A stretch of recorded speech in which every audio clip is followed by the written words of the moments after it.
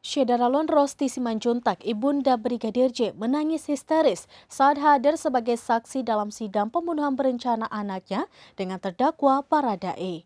Berikut informasi selengkapnya. Begitu patuhnya yang selalu mendengarkan nasihat orang tuanya.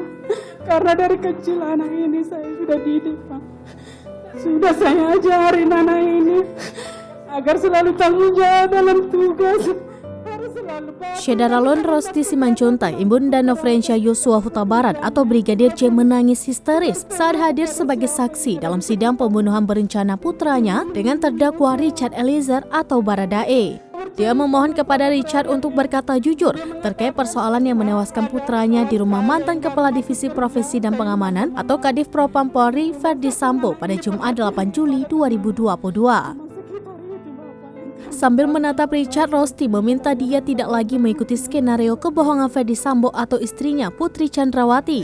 Dengan pedih, Rosti mengaku dirinya sangat berduka karena nyawa Yosua telah dirampas dan kini difitnah. Rosti menyebut para pelaku pembunuhan putranya kejam dan tidak memiliki hati nurani. Namun dia masih membuka pintu maaf seandainya pihak-pihak yang terlibat mau berkata jujur. Dalam kesempatan itu, Samuel Huta Barat, ayah Brigadir J, juga menyampaikan pesan yang sama. Samuel meminta Richard berkata jujur.